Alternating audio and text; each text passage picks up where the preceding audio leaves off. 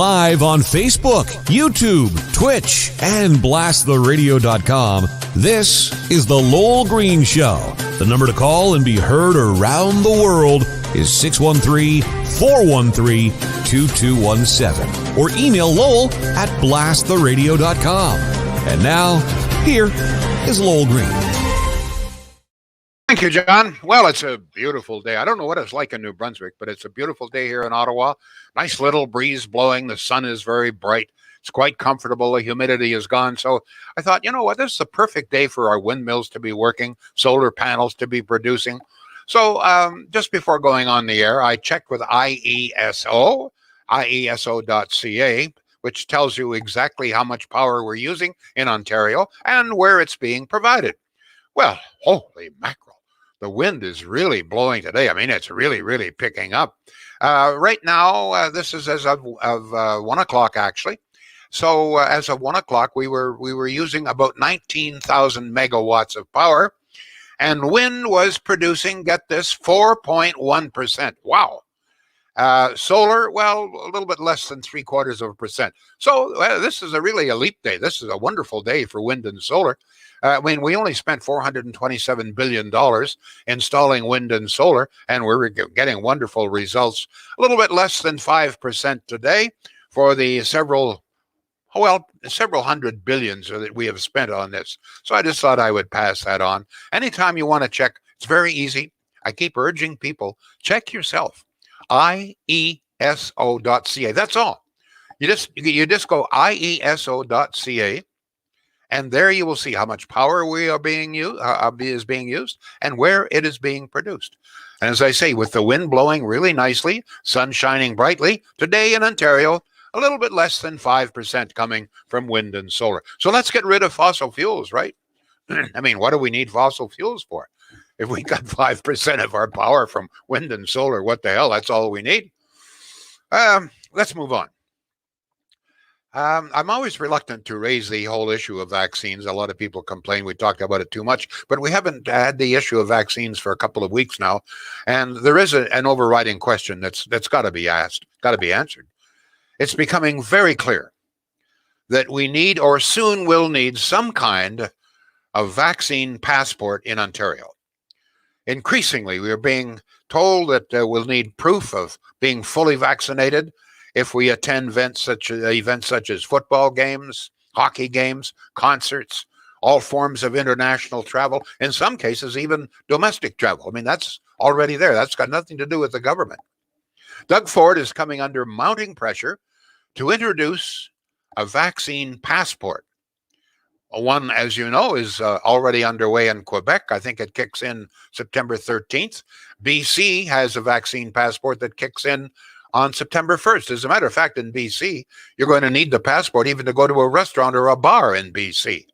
So far, Doug Ford has resisted calls for a vaccine passport, but it just seems to me that sooner or later we've got to do it. You may disagree, but I'm going to tell you, I'm hearing from my relatives, from neighbors, friends, that it's time that Doug Ford faced reality and issued some form of proof of vaccination. My question to you today is, what advice do you have for Doug Ford in this regard? I'm going to be talking to Ford's office again this afternoon. What message would you like me to convey to him concerning a vaccine passport? Has the time come? Should Ontario join with the other provinces and many event organizers and create some sort of vaccine proof, a document of some kind that very clearly reveals the status of vaccination? And this question actually I think is rather important. Should the provinces be doing this, or should this be national? I mean, when it comes to international travel, even interprovincial travel, this is a federal decision, and apparently the federal government is going to have some sort of passport coming down very shortly. But it just sounds to me like a whole mishmash here. It just seems to me that if we're going to go to some form of passport, that it should be federal, it should be national. You may disagree. You may be totally opposed. I know some people are. What do you want me to tell Doug Ford today? Okay, I do this quite often. I speak with the office quite often, and I convey to the office what my listeners and viewers are thinking and saying. It's part of the feedback, I think, that's very important if we're going to run a democracy. So you can, John, once again, explain how people can get in touch with us here. I will, but can I put forth an idea first for Sure, vaccine? please. What if we all just wear red and yell Canada, Canada, Canada, Canada, Canada? Would that not? Okay. It's not funny. It's actually, you might as well laugh as cry. I agree with you. It's, on another topic. Sorry, to get in touch with the show, let's do that. 613-413-2217 is the phone number. We love your phone calls. You can text as well. Please keep in mind, I am operating for one final day today from remote New Brunswick. I keep saying the middle of New Brunswick. My in-laws get very upset. We're not in the middle. We're right on the ocean. It's not the middle. What John is saying is he's doing this very primitively. He's in primitive conditions there. I've got 2 cell phones providing my internet for me. So that's one way. We're also on Facebook. We are on Twitch. We are on YouTube. And we can see your comments on all of those. So please post your comments and I will get them read to Lowell if and when I can. On another topic, what's your reaction to recent polling, in fact, even polls today, indicating that conservatives have either come neck to neck with the Liberals, or in some cases, conservatives appear to be pulling ahead? Do you believe this? Do you believe these polls? Do they match what you are hearing and seeing as you make your daily rounds? And this question, the tragic failure of our rescue attempts in Afghanistan, if they can even be called that, do you think voters will remember this on September 20th? Do you think voters understand how badly Canada has failed its own citizens and our allies? Do you think that's sunk in? And I guess this question I've got to ask, do you think Canadians, for the most part, care? The reason I ask this, I'm horrified at what's happening, and I have expressed this very plainly here on Facebook, on Rob Snow's shows this morning, etc., and elsewhere. And I have to tell you that I'm receiving more than a few complaints. People telling me to, quote, stop whining. Stop blaming the Liberals for everything. We did the best we could. Those people should stay there anyway. These are some of the typical comments that I'm getting. In other words, there are more than a few Canadians out there who don't give a sweet flying fox fart about what's happening. And I don't know if people understand. Many of those that we have turned our backs on, we've turned over to the Taliban wolves to be God knows what, are Canadian citizens, they're fellow Canadians. And of course, our allies that we promised to help. But from the feedback I'm getting, I mean, most people are concerned. Some people are even shamed at what we're doing or not doing. But some people are just poo-pooing the whole thing. They're not least bit concerned. And I'm even hearing a little bit of this on CBC commentary. And in fact, let me tell you, I am horrified. I don't know if you've been on Facebook lately. I'm not sure if this, maybe John, you can help us here. But on Facebook, which is the only social media I know how to use, there is still a Liberal commercial quoting Justin Trudeau as saying that we Canadians stick together, we leave no one behind.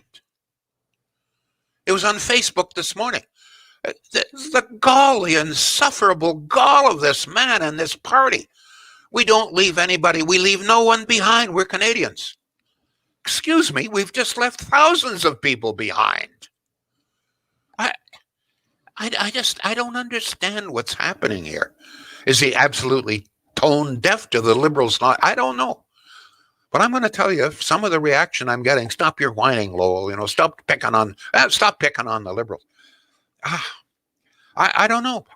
What's your feeling here? And as I say, is any of this, do you think, going to rub off on the Trudeau campaign?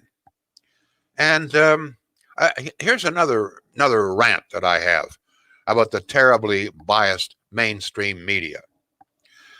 I keep hearing and seeing from CBC and CTV that while O'Toole is critical of Trudeau's handling of the Afghan crisis, he doesn't have a plan himself. You've probably heard this a dozen times.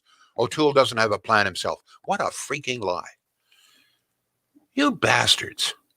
I mean, the CBC, CTV, how can you get away with that bullshit? That's awful. I mean, that is just awful journalism. It's an outright lie. blatantly untrue, and the media knows it. You buggers know it. This morning on the Rob Snow Show, I read a letter that O'Toole sent to Trudeau 5 weeks ago, July 22nd. That letter, I read letter for letter, word for word this morning. It begged Trudeau, don't forget, this is 5 weeks ago, begged Trudeau to take some action to start evacuating Canadians and our allies from Afghanistan. O'Toole pointed out in the letter that already the Taliban was making death threats against some of our interpreters and their families. Nonprofit veterans organizations were attempting to get people out and help relocate them here in Canada, but the federal government was doing absolutely nothing. In fact, more than one person, including a couple of well-known journalists, say that they have been trying as well to get some friends out of Afghanistan and have been met with absolute total indifference. One of those, by the way, made this statement on CBC. I was shocked. Made this statement on CBC last night. Andrew Coyne, one of the best-known commentators in Canada. He apparently has been trying to get some people out that he knows, interpreters, I guess, in Afghanistan, and according to him has been met with absolute indifference by the Canadian government. And this guy's been a liberal himself. So this letter, and once again I repeat, this went out 5 weeks ago, July 22nd, from O'Toole to Trudeau. Letter is very straightforward. It alerts Trudeau to the dangers and asks for immediate action to start the evacuation. 5 weeks ago. The media, for the most part, is ignoring that letter and also ignoring stories leaking out, very slowly leaking out now, about how various individuals and organizations have been begging Trudeau to get people out for months and have been met, as I say, with just absolute total indifference. In short, Trudeau knew of the danger a long time ago. He was asked and has been asked time and time again to start the evacuation more than a month ago, but he did bugger all. Nothing. Nada. Nothing. And there's another question here, and I'm going to get into this a little bit more because I have my own views as to what's happening or what did happen in Afghanistan, which is shocking. The lack of support that our armed services gave is absolute shocking, and it's very un-Canadian. Why did our troops do nothing to help Canadians and others to escape to the airport? It's quite astonishing. I'm going to get into that in a moment. Guy is on the phone. Go ahead, Guy, please. Lowell, I was very, very worried. I saw some footage on the TV last night. And they were showing the planes leaving Kandahar, and there was flocks of pigeons. Pigeons everywhere, Lowell. Did you check the coop today? Did you take your pictures over? Guy, can I tell you something? In light, I really am not in a festive mood today on this. You're not. I know. I am sickened. It's okay. I am sickened by what's happening there. I mean, Guy, did you see the video? Canadian soldiers turning their back. We've got Afghan citizens and some Canadians standing in shit, in that sewer, begging for help, and the Canadian soldiers turning their backs. Something is going on there, Guy, and I have a theory about what this is all about. Other nations, as we know, France, Germany, Britain, the United States, they sent armed troops right into downtown Kabul to rescue their people, bring them to the airport. There's Kevin Newman's story about French commandos commandeering buses. Very good. Bursting through Taliban roadblocks and so forth to get and rescue their people. The Americans have rescued more than 40,000 people. And I must tell you something else, Guy, that really, really troubles me. We were the last, Canada was the last one to go in. We didn't send our special forces in until many other countries had their special forces there. In other words, we were checking to see if there was any danger. Okay? Not so we were the last in, but I'm going to tell you something else, Guy. We were the first to leave. We were the last in, the first to leave. Do you realize that right now today, the French are still there?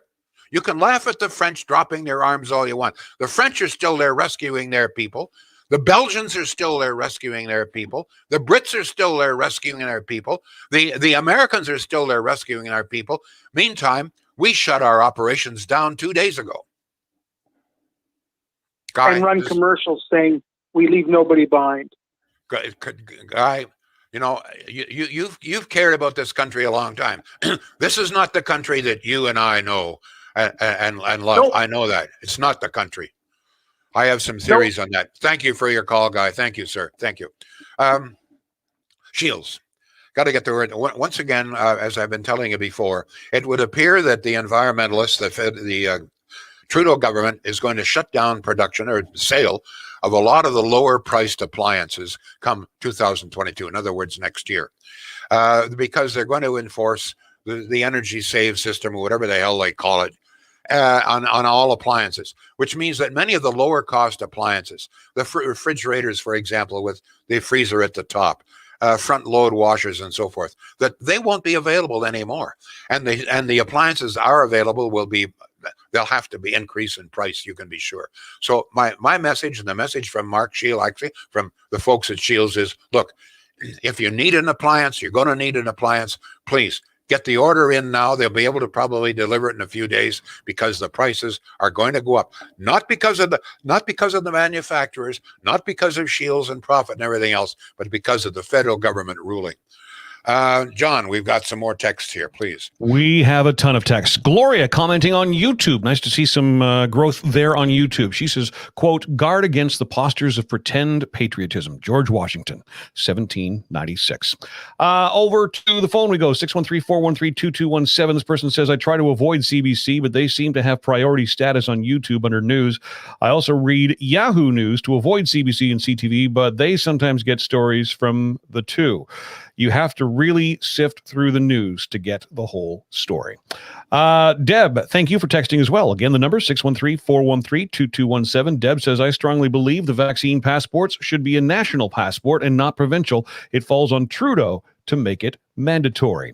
And we have another couple of comments. One was there and disappeared. We have Mike. It says, I would like to know how much we spend on solar panels and windmills. Do you have any idea on the price tag there, Lowell?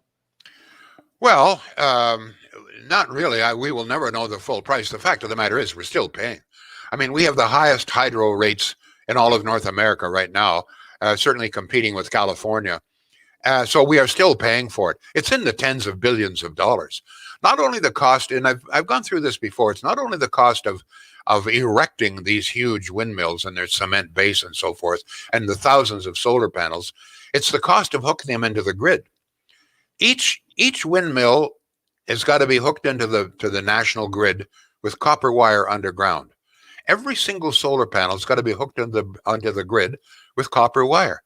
The cost is astronomical just to hook them, to say nothing. And then, of course, one of the problems is because wind and solar is so unreliable, as we're seeing today, we see every day, you got to have all of the other stuff and as backup anyway. So it's not as if, because we've got wind and solar, we don't have to build more gas plants.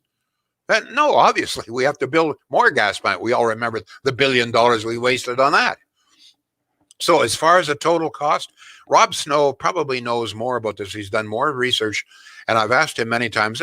Both of us have tried to find out. All we know is it's in the tens of billions of dollars, and the cost continues. We will never know the full cost because, as I say, every single day, every time you pay your hydro bill, you are paying a good chunk of it. You are paying for the windmills and solar panels, far beyond what you would pay if we had any other source. John, more text coming in. We're balancing a couple of subjects here, so back and forth we go. Darlene on Facebook says, it baffles my mind that Biden gave full names of all the people that helped and gave it to the Taliban. Brian says, sad day, but everyone knows we'll be back in Afghanistan. Hopefully we can get it right next time. Helen on Facebook says, Trudeau has abandoned those who helped our Canadian troops. He has no shame. He is an embarrassment. Lisa, haven't heard from you in a while. Welcome back. All the Liberal government cares about is getting reelected and ultimate power over everyone. The heck check with Canadians. Kim says, we have proof of vaccinations already. Each shot, you get a paper saying who, what, when, where, and how you're entered into the provincial database. A couple of people saying the same thing, that I have that piece of paper from the government. The trick there, of course, Lowell, and we've discussed it on the show before, apparently that is very, very, very easily forged. Oh, yeah. All you have to do is just forge the name. That's the problem with that. I'm not crazy about the idea. I don't like forcing people to do things, but it just seems to me that we are going to be forced into it. I mean, Quebec is going to require a passport. So if you want to go over to Quebec to a restaurant, you're going to need a passport. If you go to BC, you're going to need a passport. You're going to need a passport if you got on an airplane. The federal government even says that if you're traveling in or provincially, in other words, if you're taking a train out to Alberta, you're going to need a passport. So it just seems to me that it's, as I say, so mishmash that what I believe what we need, if we're going to do this, it should be federal. It should be national. There should be just as our regular passport. When I travel, into the States or the Bahamas or so on, I have a passport. It's got my picture. I'm not saying it should be that detailed, but it just seems to me that this is a national thing that requires national deal. But there's a lot of people opposed to it. But you can be opposed all you want. But I mean, if provinces around us require this, if we're going to need a passport in order to go to the United States or whatever the hell it is, or even go to Manitoba, it just seems to me that it's inevitable, and we might as well get it over and done with. John, you're on CFRA. Go ahead, please. More text. I'm on CFRA again. Am I, Lowell? How does that keep happening that I end up on CFRA? Did I say CFRA again? I love you. Hey, love you, my friend. I love you. Hey, I'm 85 years old. I'm allowed to have a brain fart once in a while. I know. I think it's great. I love it. Darlene says, you do realize people that are vaccinated can get COVID and spread it just as the non-vaccinated. That's got nothing to do with it. That's bullshit, okay? Whatever it is. That's not the question is. Whether you agree, we're going to have, if you're going to go to the United States, if you're going to get on a train, going to get on a plane, going to go to Quebec, you're going to need a passport. So, I mean, you can cry all you want and make all your excuses, but you got to face reality in the end. John, more text, please. You want to go to the Red Blacks games? You want to go to the Senators games? You want to go to any event at TD Place? You want to go to the concerts, the mini Blues Fest concerts that they've got? Vaccine. It's just, and that's again, not the government. That's not the guy. I just want to make that It's coming from the insurance companies. It's coming from the insurance companies. Would you take that and risk? The private industry, yeah. Absolutely. Yep. I wouldn't take that risk if I had a business that was open to the public. Come on. Okay. Peter says Ford needs to run the province, not the docks. A national one standard should be in place, but how many billions will it cost? On the news this morning, they go, well, will you need a passport for the Ottawa region and one for Renfrew County? Wear red, puke. I don't own any red. Reminds me of Trudeau corrupt party, puke, LOL. Anne says one federal passport, assuming the Liberals are up to the task. Let me see. Leanne says, yeah, I saw that commercial last night. Almost fell off my couch. Joshua says, Trudeau doing the best he can is not good enough for Canada. Rick, good to hear from you today. Thank you for your comments. The best Liberals can do is not good enough to bet lives on. Dana Lee. Haven't heard from you in a while. Welcome back. So true, Lowell. The media is lying. The media is having their palms greased by the Liberals. Just follow the money trail. And Darlene says, once again, American Democrats created a bloodbath that didn't have to be. The way Biden abandoned all those in Afghanistan is beyond disgusting. What country will trust or help America in their wars? Well, wait a minute. Hold it. It's all very well. And Biden deserves all the criticisms he's getting. But the United States is not the only country that's abandoning its people. The United States has done a hell of a lot better job in bringing its people out than Canada has. It just amazes me that people are still prepared to give Trudeau a free pass. Ladies and gentlemen, the Canadian government, the Trudeau government, has abandoned several thousand people to the wolves of the Taliban. That includes Canadian citizens. It includes allies we promised to help. We turned our back. We were the last to go in to help. We did the least of any country in the world to help our people. We were the first ones to leave like scared chickens. Okay, so you can blame Biden already. There's no question about it. He made a terrible mistake. But we in Canada did absolutely almost nothing. We refused we when we sent notices to the people who wanted to get out, we told them, and this is right, John, you know this. We told, you know, the instructions that we gave them: wear red and come out, make your way through the streets, all sorts of Taliban checkpoints looking for us, and wear red so that you can identify yourself and shout Canada, Canada. Right. I mean, this was the instruction. France is sending in buses with armed commandos to bring its people out. Germany sends in helicopters to fly its people out. The Dutch have got buses bringing their people out. The British are still in there bringing their people out. The Americans are still there. The Brits are still there. Where are we? We shut down 2 days ago. Don't just blame Biden, okay?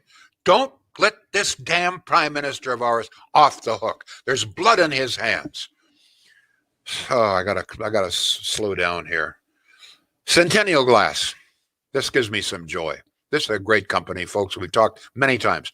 If you're in the market for any kind of glass windows, doors, patios, etc., nobody does it better. Nobody does it more economically and more professionally than Centennial Glass. Glass mirrors, beautiful glass mirrors, great selection. Glass furniture. If you got a plan and you're just wondering, geez, I wonder if I could do this in glass, give them a call, check them out at Centennial. They'll tell you, they'll drop some plans for you, give you a price, etc., etc. When I told you this before, at one point, I asked them if they could make a beautiful glass banister for a house that my son was renovating. A beautiful glass banister was just absolutely gorgeous, very reasonably priced. Centennial Glass. If it's glass, Centennial Glass. Before we go back to the text, we're almost out of time. I said that I have an opinion on why our Canadian troops did what they did, because the Canadian troops didn't want to turn their backs. Canadian troops didn't want to abandon our people. You can be damn sure. I mean, Canadian troops, since the dawn of this country, have stood fast, okay? They never left people behind. This time we did. Why is that? Here is just my opinion, and I want to stress this is my opinion, okay? Strictly my opinion. Been around a long time, seen a lot of things. I believe, and the only reason that we're seeing what we've seen, this chicken shit reaction, is because I think Trudeau was very worried that the death of even one Canadian soldier in Afghanistan would harm his election campaign. I think he was really afraid of a Canadian body going down that highway of heroes. I think he thought that sight, that story would just destroy his chances. So I believe, this is my opinion, I believe, and there's plenty of evidence out there to support this, that he instructed, he said in no uncertain terms to the military, to his toadies in the military, okay, the echelon, under no circumstances do you place Canadian soldiers in any kind of risk. I believe this is purely political. That's why we were the last in. We didn't go in until we checked to make sure that it was safe to send our boys in there. As soon as we got news that there might be an explosion, we were the first to leave. We never sent our troops down to help evacuate people like other countries did. We didn't do that. Why? I believe, my opinion, I believe because Trudeau said, I don't want a single Canadian soldier injured under any circumstances, no matter what. If you got to turn, he wouldn't say this, but no matter what, no risk. And I believe that's I can see the only rationale for what happened here. This is very un-Canadian what's happened. To turn our backs like this, not the Canada I know. And by the way, once again, if you haven't as yet had the chance, please Google Kevin Newman, Afghanistan. If you want a very sort of almost blow-by-blow description of what other nations did to bring their people out and what we did not do, nobody does it, I don't think, more definitively than Kevin Newman. And by the way, I don't think any of the mainstream media have published Kevin Newman. One more illustration. And if I hear one more time on CTV or CBC that O'Toole doesn't have a plan, and they totally ignore the fact that on July 22nd, O'Toole sent a letter to Trudeau warning him of the danger, begging him to get our people out 5 weeks ago. And the media just almost totally ignores it. We have a phone call, Al in the PN. Al, go ahead, please.